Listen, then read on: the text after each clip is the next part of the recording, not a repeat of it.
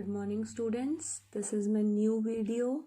Continuing with the previous one, in previous video we talk about three important common features which are present in all the cell organelles.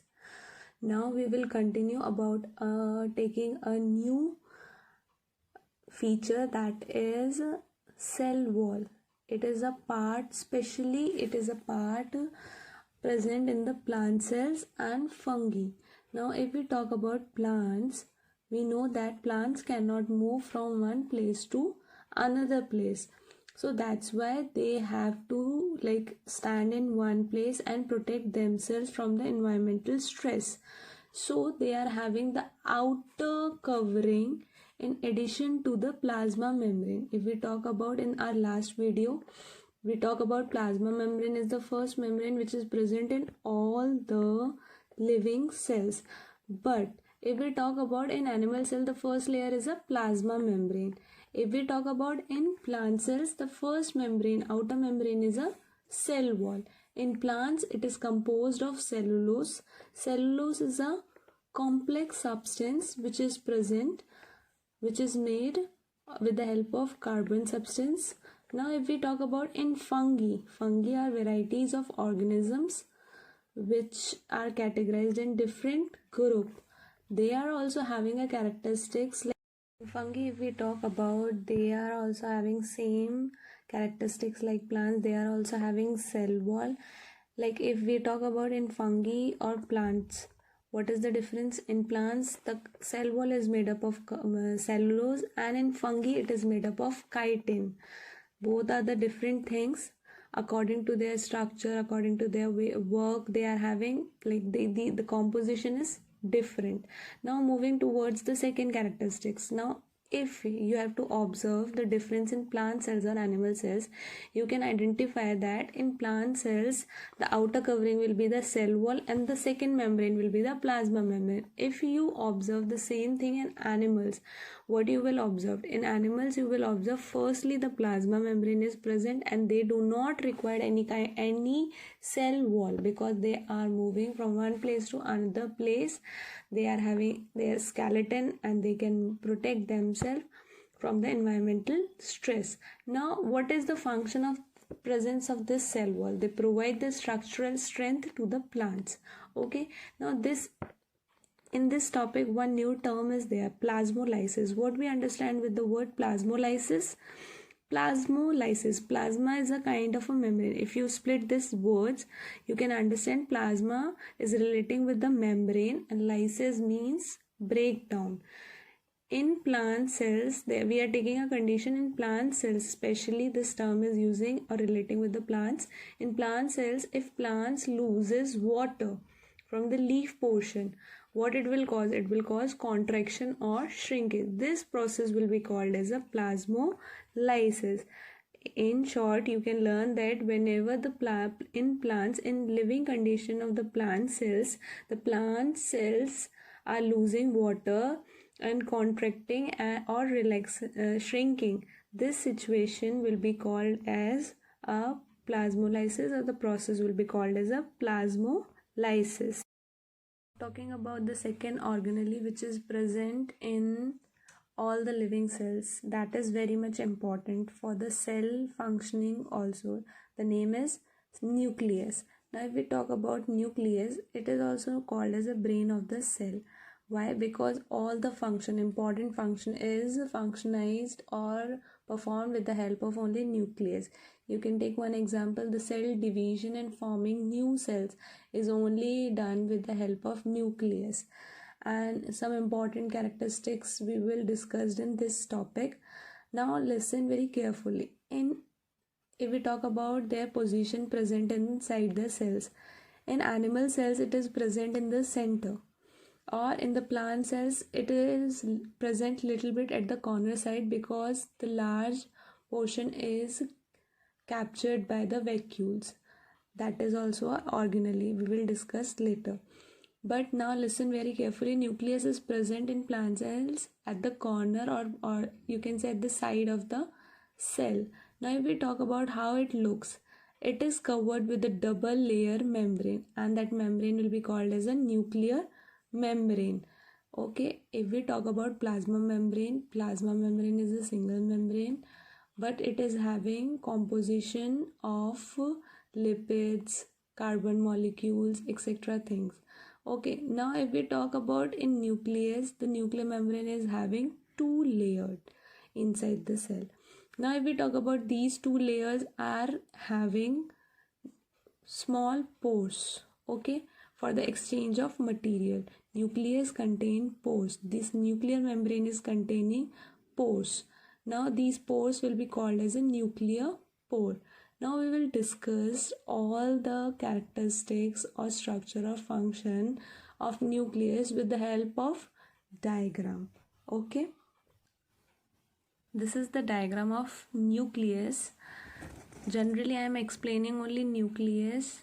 In animal cells, all the other organelles I have not preferred in this diagram. So, just focus on nucleus. Okay. Now, if we talk about the outer layer is called as a plasma membrane. Okay. And the this space is covered with a liquid called cytoplasm.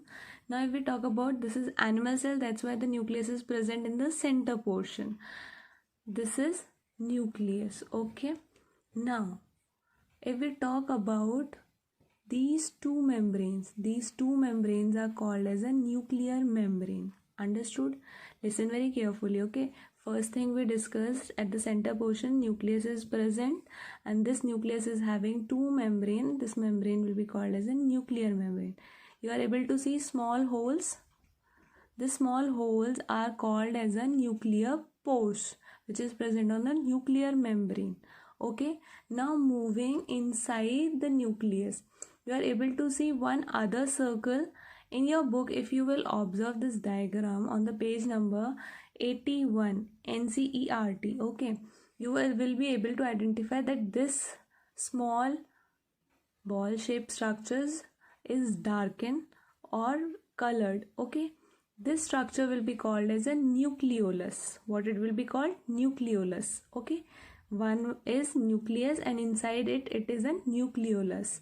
Now if we talk about other thing which is present inside the nucleolus, that is RNA. RNA stands for ribonucleic acid. Write down in your book or notebook, ribonucleic acid. Ribonucleic acid is a single strand genetic material. Okay, now if we talk about this structure, okay, this entangled thread structure, if single thread you are taking and you are just mixing it, twisting it, that structure will be called as a entangled, mixed with each other. This entangled structure will be called as a chromatin material. What it will be called?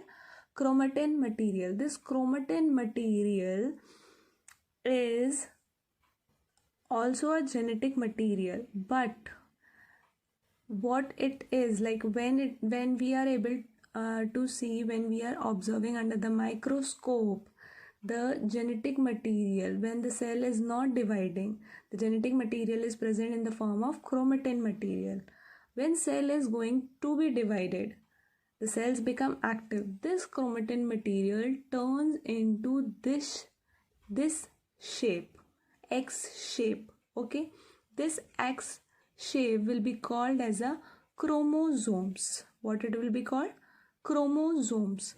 Now if we talk about when cells is going to be divided, this chromatin material arranged and converted into chromosomes, and this chromosomes is present always in pair.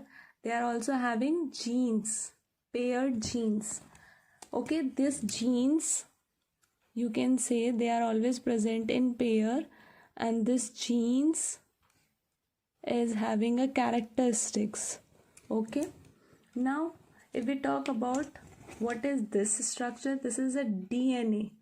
When genetic material is transferring from one cell to another cell, from parents to their daughter or son or offspring, they are moving with the help of this DNA only. Okay, This DNA stands for deoxyribonucleic acid. Write down in your book or notebook. Deoxyribonucleic acid. What is the difference in DNA or RNA? This is a double strand. Double strand means two strands are present. In this only single strand is present. So that's why DNA is a genetic material which is present in all the living organisms, and RNA is a genetic material which is found only in virus. Okay. Now if we talk about inside the nucleolus, this strand, single strand RNA is present. What is the function of this RNA? As we talk about, it is also called as a genetic material. Its function is to produce ribosomes. The ribosomes are produced inside the nucleolus. It's look like a small ball or beads. This is produced inside the nucleolus and spread throughout the nucleus, and it is coming out of the nucleus also in the cytoplasm fluid. Okay. As we talk about the characteristic of nucleus, and the third one is cytoplasm. Cytoplasm is a fluid-like substance which is present inside the cell, and it helps for the movement of other materials from one place to another place of the cell. Now moving towards the next topic, that is prokaryotic and eukaryotic. On the basis of some differences, the cells are divided in two parts, prokaryotic or eukaryotic. Now discussing about the characteristics of prokaryotic. If we talk about prokaryotic, cells are having generally small size. Same way, if we are comparing with the eukaryotic organisms are generally large in size. If we talk about prokaryotic cells are like, if we talk about the previous diagram, nucleus. In nucleus, we observe the nucleus very clearly. If the nucleus portion is not defined properly, it is poorly defined, then the nucleus portion will be called as a nuclear. And how we are talking about poorly defined? When the nucleus is not having any kind of membrane, absence of membrane, it is present in the cytoplasm fluid, then it will be called as a nuclear in prokaryotic cells. Now if we talk about nucleus is well defined in eukaryotic cells and having a nuclear membrane. Okay, that membrane which we see in the diagram, last diagram, that diagram is having a nucleus, proper present nucleus, which is having a two membrane. That membrane will be called as a nuclear membrane. Now if we talk about chromosomes, if there is a single chromosome, then the cell will be called as a prokaryotic. If the more than one chromosome is present, it will be called as a eukaryotic cells. Now we will talk about one more difference, that is other organelle.